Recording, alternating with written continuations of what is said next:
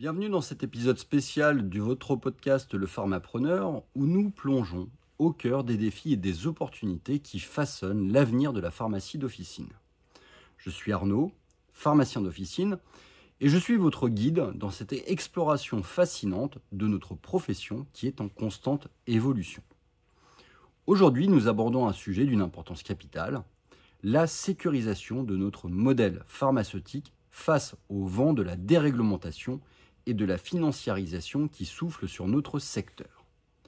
Philippe Bessé, président de la Fédération des syndicats pharmaceutiques de France, la FSPF, souligne l'urgence de cette question alors que de nouvelles discussions émergent autour de l'ouverture du capital des officines et de la vente des médicaments en ligne. Ces débats remettent en question les fondements même de notre profession et nécessitent une réponse concertée et résolue de notre part.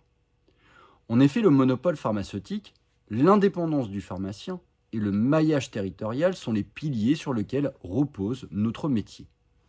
Ces principes garantissent la sécurité mais également la qualité des soins que nous offrons à nos patients. Cependant, ils sont aujourd'hui menacés par des forces extérieures qui cherchent à remettre en question notre modèle traditionnel. Le maillage territorial, en particulier, est mis à mal par les difficultés économiques rencontrées par de nombreuses officines, en particulier dans les zones rurales.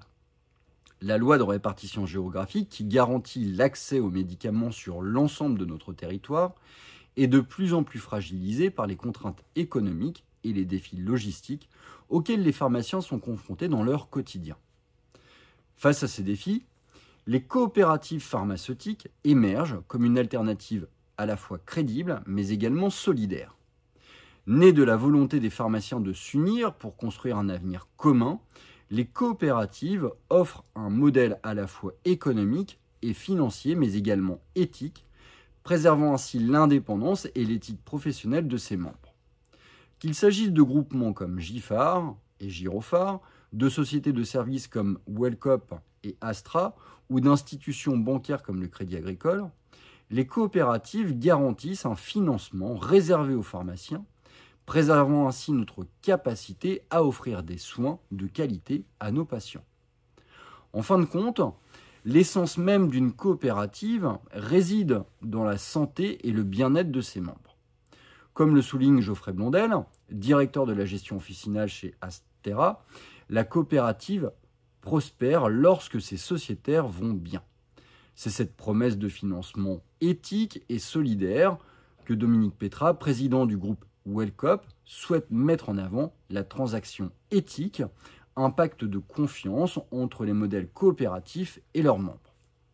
Dans un environnement aussi complexe et en constante évolution, il est essentiel que les pharmaciens restent unis et engagés pour défendre les valeurs qui ont toujours guidé notre profession, l'intégrité, la qualité des soins et le service à nos patients.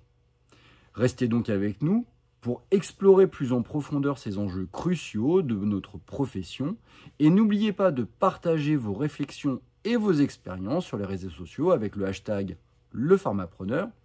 Ensemble, défendons l'avenir éthique et solidaire de la pharmacie d'officine. Je vous dis à très bientôt.